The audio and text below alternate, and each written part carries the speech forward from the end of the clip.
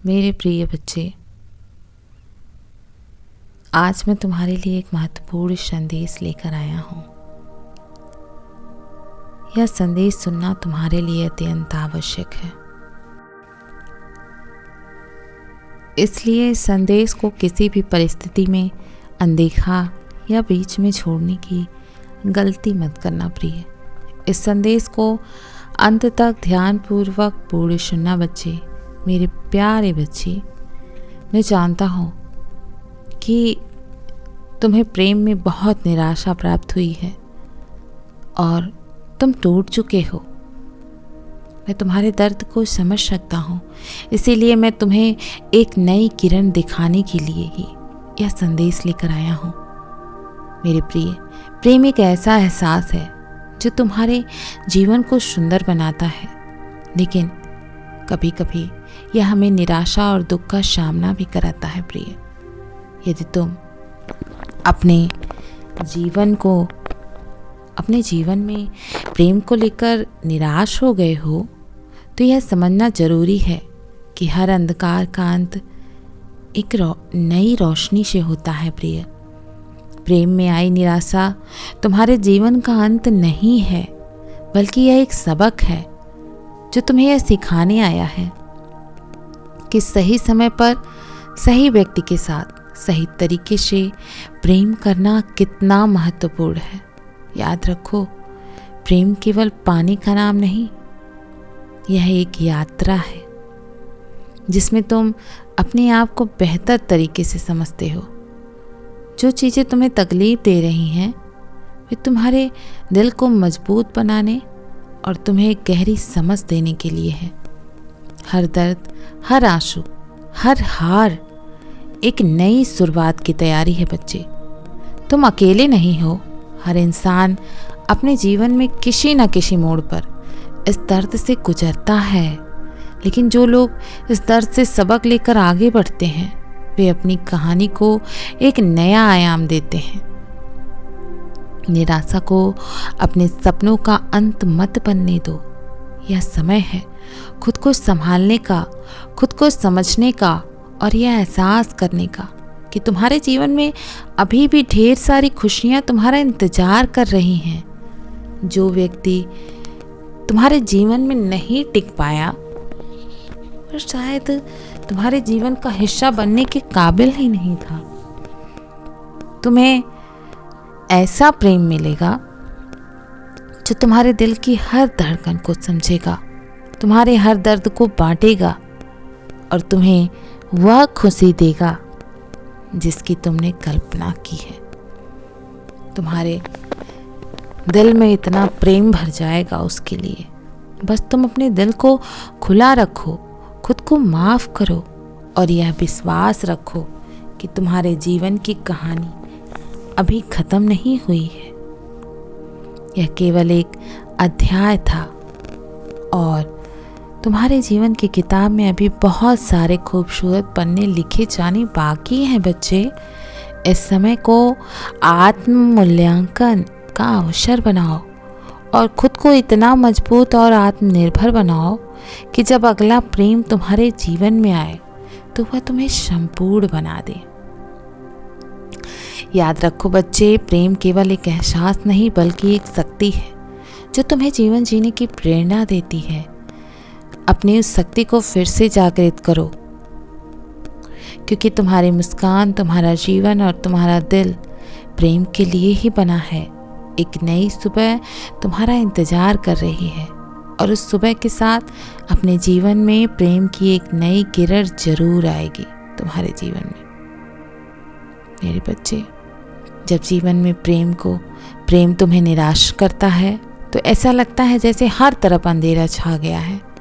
लेकिन याद रखो बच्चे, हर अंधेरी रात के बाद सुबह होती है और हर मुश्किल वक्त हमें एक नई दिशा दिखाने के लिए आता है।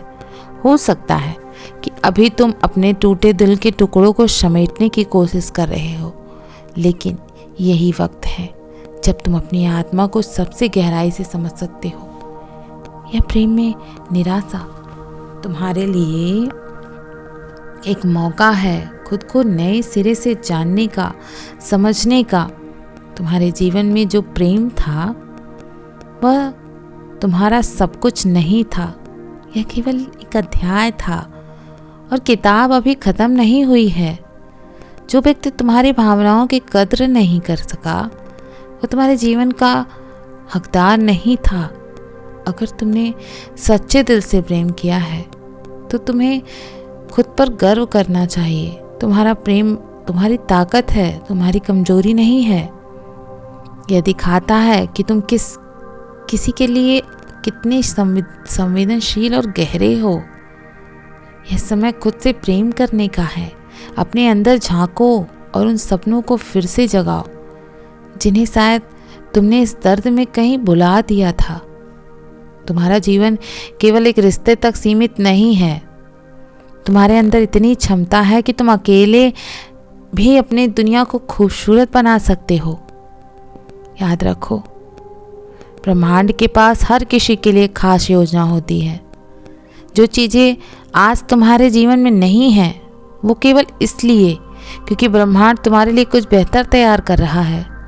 उस सही समय और सही व्यक्ति का इंतजार करो जो तुम्हारे जीवन को प्रेम और खुशियों से भर देगा। इस समय को खुद के लिए समर्पित करो। अपनी खुशियों को ढूंढो, अपनी क्षमताओं को पहचानो और अपने जीवन को ऐसा बनाओ कि जब सच्चा प्रेम तुम्हारे जीवन में आए तो वह तुम्हारे साथ गर्व महसूस करे। निराशा एक दरवाज़ा अगर बंद करती है, लेकिन उम्मीद तुम्हें वह रास्ता दिखाती है जो तुम्हें सच्ची खुशियों तक ले जाएगा। तुम अकेले नहीं हो।